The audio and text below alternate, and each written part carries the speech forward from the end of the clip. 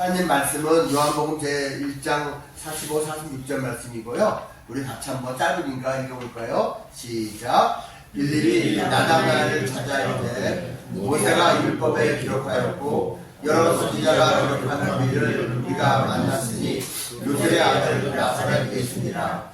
나다나엘에게 이르되 나사렛에서 무슨 선한 것이 날 수 있느냐. 빌립이 이르되 와서 보라 하니라. 아멘.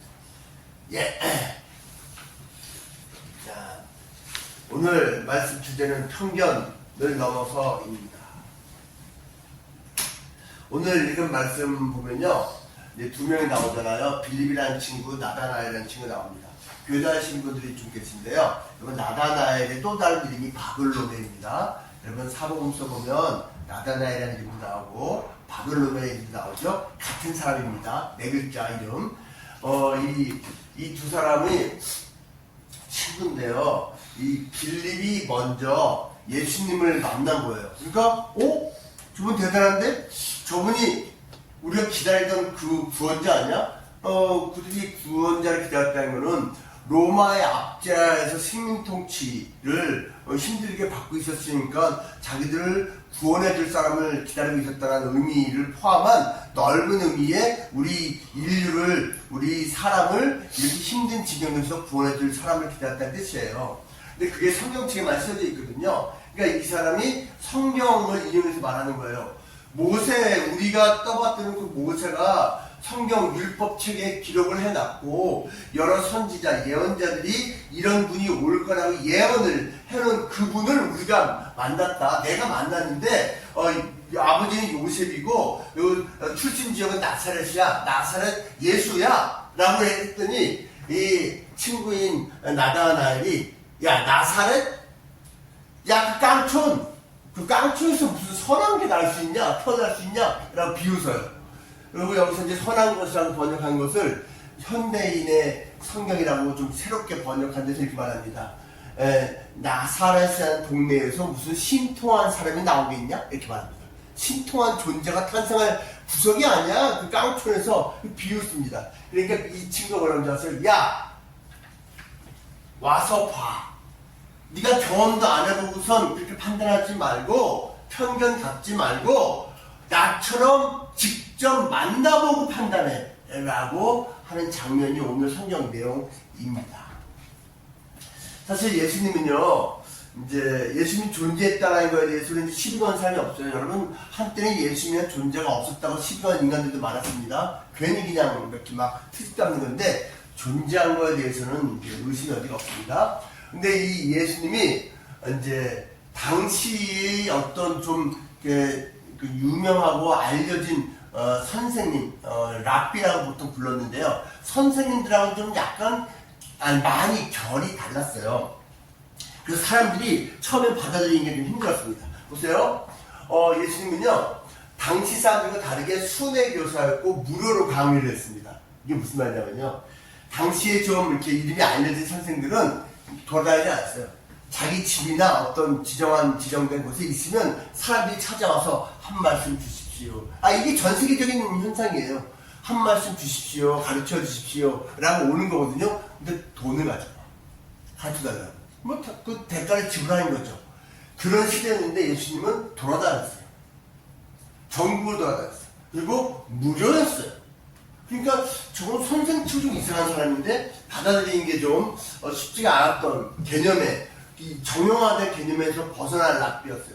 또 한 가지, 당시에 랍비들은 상류층 개념이었어요. 높은 위치에 있었기 때문에 저 밑에 있는 인간들하고 직접적으로 교류를 안 하려고 했어요.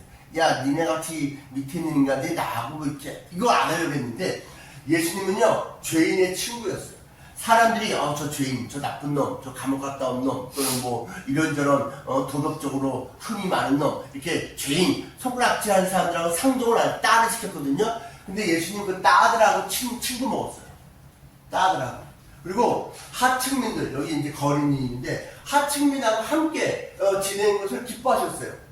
그러니까 사람들이 이상한 존재인데, 저 우리가 받으기 힘든 존재인데 하면서도 존경스러운 마음 생기는 거예요. 저는 대단한데? 근데 여기 서 있는, 지금 이 재고 있는, 계산하고 있는 이 지도자들, 종교 지도자들은 저 예수가 싫은 거예요. 우리가 딱 사회적으로 틀이 있는데 성유층, 하류층, 지도자층, 따라오는 층, 그 다음에 의로운 층, 저 죄지는 층, 이게 다 구분이 돼 있는데 저 인간은 다 깨부수고 있네, 저거를. 하고선 이 종교 지도자들은 그거 싫어했어요. 그래서 이 지도자들이 나중에 앞장서서 예수님을 죽여버린 거거든요. 죽여버린 거거든요. 그러니까 이 틀을 예수님이 깨는데 앞장서신 분이라는 거예요.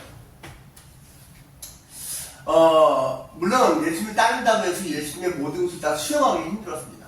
예수님께서 3년 동안 공생애를 하셨거든요. 공적인 삶을 살았다는 얘기예요. 사적인 삶은 30년, 공적인 삶은 3년. 근데 예수님이 따르는 사람들한테 여러 번이나 말씀하셨어요. 뭘 말하냐면 내가 잡혀가서 고난받고 채찍질 당하고 하다가 결국은 죽게 될 거라고. 이걸 몇 번에 얘기했어요. 사람들이 아니 이렇게 선한 분이 이렇게 존경받는 분이 왜 잡혀가? 죄진 것도 없는데. 그리고 이분은 죽은 사람도 살려내고 병도 다 고쳐내고 능력 많은 분이 그 능력 가지고 이거 물리치면 되지 왜 잡혀가? 이해가 안 되는 거예요. 무엇보다도 죽었다가 살아나? 아니 죽은 예수님 죽었다가 왜 살아나? 어떻게 살아나 사람이? 그러니까 이 기본적인 우리의 틀을 자꾸 깨는 언행을 하시는 거예요 예수님이. 아니 어떻게 살아나냐고? 어떻게? 그러니까 죽었다가 살아난다고 몇 번이나 들었으면서도 받아들이지 못했어요. 근데 예수님은 저 같은 크리스찬의 미교는 진짜로 나중에 3년 후에 잡혀갖고 고난받았고 죽었어요. 십자가에서 죽고 다시 살아났어요. 예수님 정말로. 그래서 살아난 예수님을 만난 후에야 제자들이 예수님 말씀하신 게 진짜였네? 라고 이제 알게 됐다는 것이죠. 어쨌거나 예수님은 저 멀리 있는 사람이나 가까이 있는 사람이나 받아들이기가 처음에는 이해가 안 되는 참 틀을 깨는 언행을 많이 하셨다. 삶을 사셨다라는 것입니다. 여러분, 예수님이라는 존재에 대해서 또는 우리도 우리 인생의 사회생활 통해서 이 편견을 갖는 경우가 많습니다. 제인 오스틴이 쓴 유명한 작품이죠. 오만과 편견 읽어보셨나요? 영화 보셨나요? 명작입니다. 오만, 프라이드 앤 프레주디스. 프레주디스 뭔지 아시죠? 미리 저지한다는 뜻입니다. 프레주디스. 미리 판단한다. 이 선입견인데요. 주인공 엘리자베스예요. 자매들이 많아요. 근데 이 주인공, 남자 주인공은 다시라는 사람인데 엘리자베스와 다시가 처음 어떻게 우연히 만났는데 거기에서 엘리자베스가 저 다시의 저 뻣뻣한 태도, 사람이 다정다감하진 않아. 그냥 뻣뻣해. 아우 재수없어. 처음부터 편견이 확, 이 사람을 알아가기도 전에 편견이 확 사로잡힙니다. 그리고 위컴이라는 인간은 다른 남자인데 너무 다정다감해. 이 사람은 젠틀하고 친절하게 대해줘. 위컴이 좋은 사람인가 보다. 근데 시간이 흐르면서 밝혀지는데요. 다시가 진짜 괜찮은 사람이에요. 진짜 선한 사람, 의로운 사람, 남을 아껴줄 줄 아는 사람. 위컴이 이거 나쁜 놈이에요. 근데 겉으로만 괜찮죠. 그러니까 엘리자베스가 처음에는요, 다시에 대한 편견, 위컴에 대한 착각, 좋은 사람이라고. 이것 때문에 진정한 사랑을 찾는데 오랜 시행착오를 겪게 돼요. 엘리자베스 친구가 이렇게 말합니다.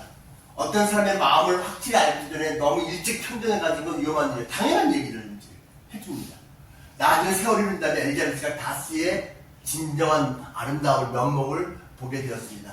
여기 이렇게 고백을 합니다. 이 다시 그를 만나 처음 순간부터 내 분별력은 사라지고 내 판단력은 질투와 편견에 사로잡혔어. 스스로 독백하는 겁니다. 내가 그 사람 만나고선 처음 딱 한두 마디만 해보고 그 외모만 보고선 내 분별력이 잘못됐고 판단력이 편견에 사로잡혔어. 내가 잘못했던 거지. 이렇게 괜찮은 사람이었는데 시간이 많이 흐른 다음에 깨닫게 되는 것입니다. 여러분, 이 편견이라는 게요, 바로 이러한 면이 있다는 것이죠. 편견은요, 내 인식을 한계를 짓습니다. 근데 내 인식의 한계는 내 세계의 한계예요. 내가 인식하고 있는 게 내 세계의 한계가 된다는 얘기예요. 객관적 진실이 왜곡될 수가 있습니다, 여러분. 진짜 감춰진 진실을 모를 수가 있습니다. 여러분께서 우린 다 알고 있잖아요. 매스컴에 나오는 거 100% 믿으면 그게 너무 순진한 사람입니다, 여러분. 매스컴에 나오는 것도 잘 판단하고 좀 신중하게 판단할 일이 한두 가지가 아닙니다.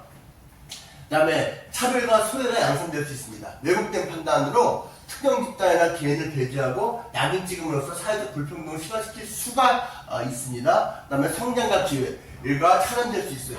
내가 인식이 이렇게 좁아서 더 넓은 기회가 이렇게 있는데 여기에 국한될 수가 있다는 겁니다. 이게 이제 편견이에요. 제가 이걸 왜 이렇게 삐뚤었을까요? 편견은 삐뚤어진 거다. 이제 이런 의미로 제가 남들을 신경 썼는데 눈치채셨는지 모르겠습니다. 이게 설명하기 좀 웃기긴 한데 그렇습니다. 아까 그 장면 성경 말씀에서요, 빌립이 남자들에게 말하잖아요. 와서 보라고. 편견을 깨기 위해서 너 와서 보라고. 나사렛 그 깡초에서 무슨 신통한 게 나오느냐 그러지 말고 와서 보라고. 지속적인 자기 성찰과 다양성 존중과 교육이 우리 개인에게 우리 모두에게 필요한 것이라고 생각을 합니다. 그래서 오늘은 좀 구체적으로 제가 과학적인 좀 자료를 가지고 왔습니다. 여러분 이거 너무 예쁘게 생겼죠? 박쥐입니다. 근데 너무 예쁜 사진 가져와서 좀 아차 싶은데 박쥐고 이건 뭐죠? 오리너구리입니다. 네, 오리너구리. 네. 얘네들이 오늘 이제 소재거리로 씁니다. 얘네들은요 공통점이 전통적인 스펙트럼에 포함되지 않는 존재였습니다. 얘는 기존 질적을 교란하는 이질적인 침입자라는 인식으로서 수백 년 동안 존재했고요. 얘는 처음 발견됐을 때 좀 사람들이 당황했지만 생긴 게 독특하고 예쁘고 막 그래서 좀 빨리 받아들였습니다. 기존의 틀이 불안전함을 보여주는 유니크한 존재로 인식이 됐습니다. 그러니까 둘 다 스펙트럼 바깥의 존재로 발견됐는데 얘는 이상한 놈이야로 처음부터 받았고 얘는 좀 괜찮은데 특별한 놈이야 라고 처음부터 외모를 보고 사람들이 판단했다는 얘기예요. 자, 박제부터 살펴볼까요? 얘는 날아다녀요. 근데 포유류입니다. 여러분 포유류란 말은요 암컷이 젖꼭지가 있고요 새끼들한테 젖을 먹인다는 뜻입니다. 근데 날아다녀요. 여러분 포유류들이 날아다니는 게 없어요. 날다람쥐는 날아다니는 게 아니다. 활강을 하는 거지. 그냥 떨어지는 거지. 이게 중시대 사람들이 이해가 안 되는 거예요. 젖을 먹이는 놈인데 날아다니네? 저건 뭐야 도대체? 그러니까 이게 어떻게 구분을 못 치는 거예요. 그리고 사진이 너무 예쁜 사진인데 이 겉으로 봤을 때는 예쁘지도 않거든요. 요거. 그러니까 항상 악마의 화신처럼 나오고 드라큘라 등장할 때 나오고 막 이런 거였단 말이에요.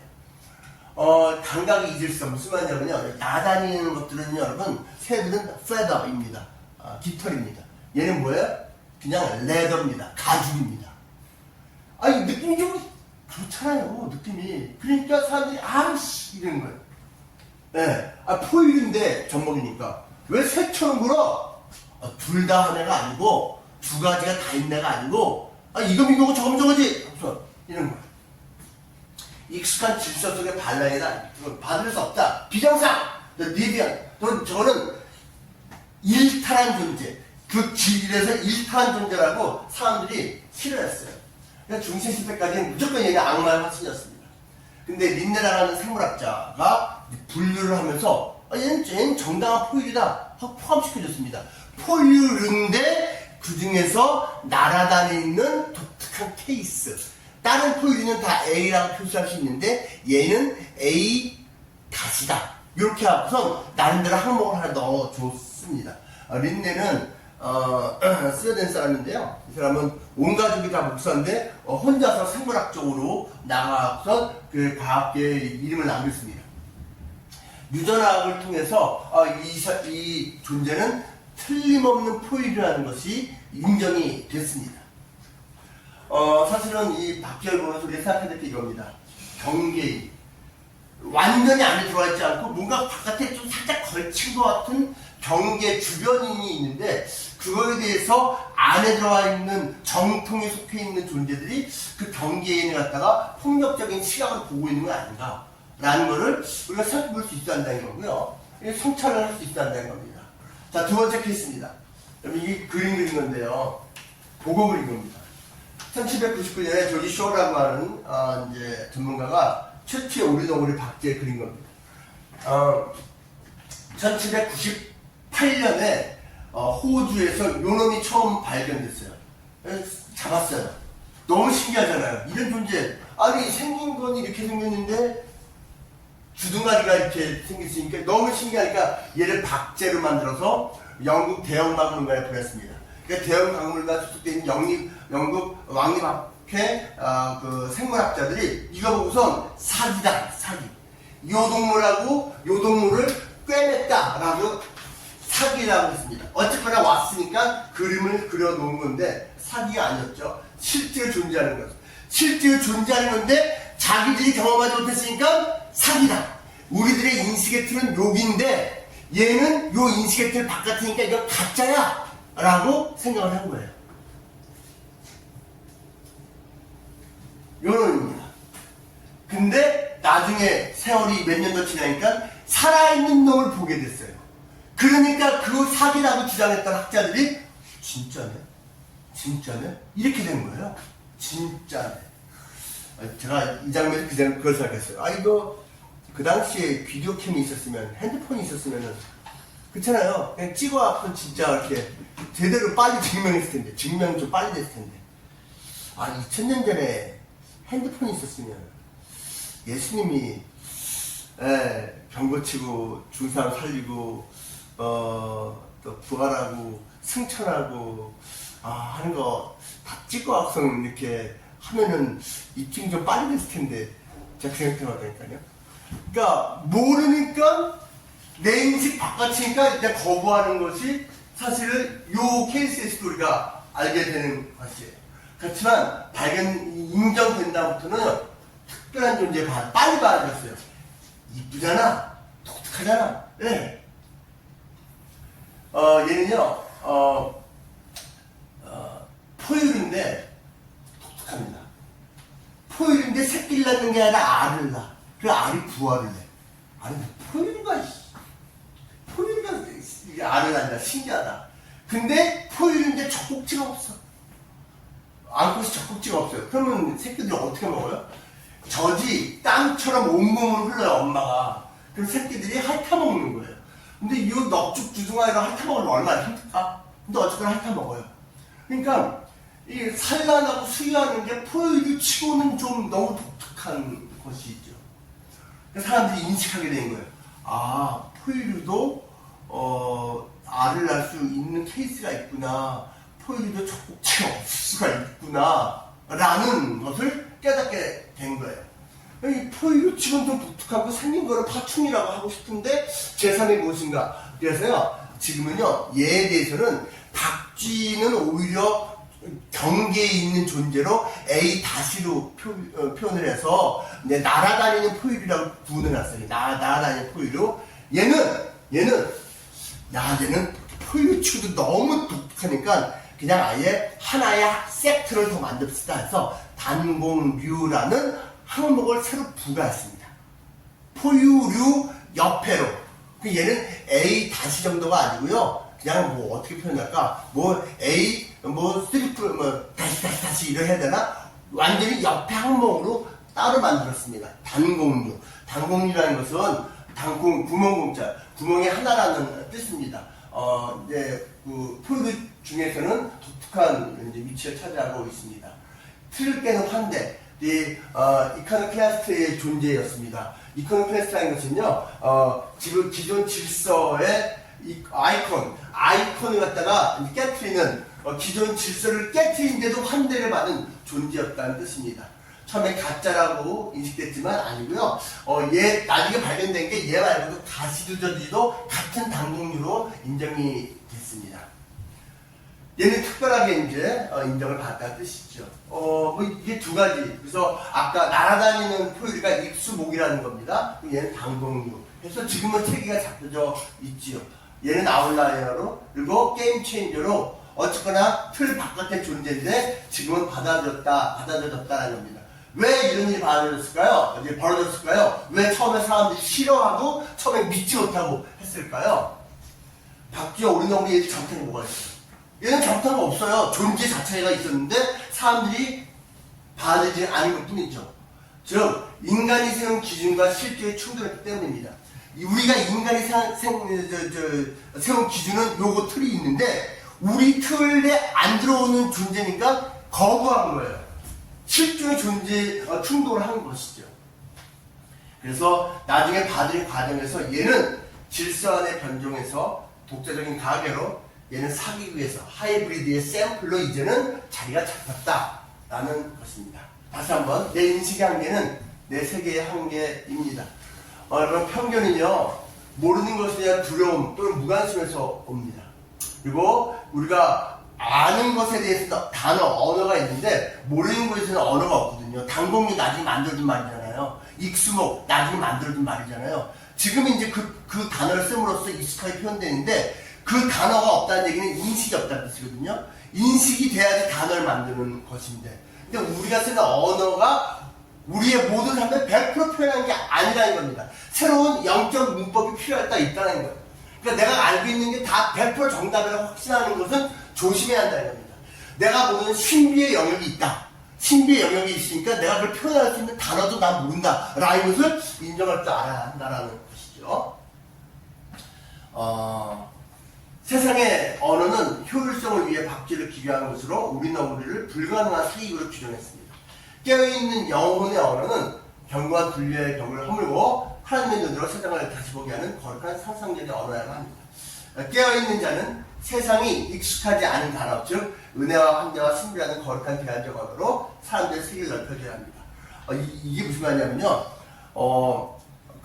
오스트레일리아에서 전 세계에서 최초로 오리너우리를 발견하고 그걸 갖다가 잡아서 박제를 만든 그 사람은 세상 99.999% 사람들이 모르는 걸 알고 있는 거잖아요. 그렇잖아요. 이걸 갖다가 전달을 이 사람이 한 거잖아요. 근데 영적인 세계도 그래요. 영적인 세계도 수많은 사람들이 아직 모르지만 먼저 영적인 어떤 독특한 유니크한 기본 질서 바깥의 어떤 영역에 속하는 것을 먼저 경험한 사람이 있을 수가 있잖아요. 근데 제가 그렇게 했거든요. 제가 먼저 영적인 세계, 하나님과의 그 세계를 갖다가 경험하고 있는 사람이거든요. 그러니까 이걸 제가 여러분한테 전달을 이제 하고 싶어서 이렇게 예배도 드린 건데, 전달하는 방식이 이래야 한다는 것이죠. 은혜와 환자와 신비라는 영역을 강제로, 이렇게 했다냐? 이제 안 되니까, 너도 교회 나와야 돼. 이런 식으로 강제로 해도 될 게 아니고, 아직 모르기 때문에 알 때까지 제가 지혜롭게 잘 전달을 해야 한다라는 측면으로 말씀드린 거예요. 여기서 이제 예수 믿는 분들이 그 역할을 해줘야 되는 것이죠. 우리의 인식 속에 박쥐와 오리너우리를 위한 자리가 있는가? 이건요, 단순히 영적인 세계에서 하나님만 말하는 건 아니에요. 우리 삶 속에서도 우리가 받아들이기 힘들어하는 주변인 또는 경계인이 있을 수가 있어요. 그쵸? 그거에 대해서 우리가 좀 넉넉하게 이해를 해주고 내 인식의 폭을 넓혀줄 마음이 있는 거예요. 우리의 관심 속에 영적인 세계를 담아낼 단어가 준비되어 있는가? 내가 모르기 때문에 없는 거야. 내가 모르기 때문에 가짜야 라고 하지 않고 내가 모르지만 있을 수도 있어 라고 생각을 해야 되는 것이죠. 예. 이것에 대해서 이제 수많은 이제 사람들이 토론을 했는데, 칸트라는 철학자가 그렇게 말한 겁니다. 칸트라는 철학자는 신의 존재와 신적인 세계에 대해서는 불가지다, 불가지론, 알 수가 없다라고 표현했습니다. 이 말인데 이 사람은 없다라고 말하지 않았어요. 무신론을 말하는 게 아니에요. 없다가 아니고 있을 수도 있고 없을 수도 있는데 나는 모르겠다가 나는 가장 솔직한 내 태도다라고 말했는데 그게 맞아요. 그러니까 없다가 아니고 아직은 모른다라는 것이죠. 저는 여러분에게 먼저 만난 사람으로 기쁘게 여러분에게 예수님을 전하는 겁니다. 예수님이 리얼입니다. 이건 실체거든요. 근데 실체인데 아직 내 인식 속에 들어오지 않을 수는 있다. 저도 그런 시기가 있었으니까요. 여러분께서 그러한 영적인, 그리고 영적인 세계의 주인공인 예수님을 인식할 수 있는 그날이 꼭 올 수 있기를 기도합니다. 기도하겠습니다. 하나님 아버지 감사합니다. 하나님께서 사랑하시는 우리 귀한 영화스나 직원들, 또 이렇게 화요일 오전 잠시 마음을 모아서 주님을 바라보게 하심을 감사드립니다. 하나님 아버지, 우리가 사회생활 속에서 우리가 받아들이기 힘들고 정말 수용하기 힘든 어떤 모습으로 살아가는 존재들도 간혹 있습니다. 그래서 우리가 좀 더 넓은 마음으로 또 이제 바라봐주고 또 우리가 이해해 줄 수 있는 그런 마음을 가질 수 있으면 좋겠습니다.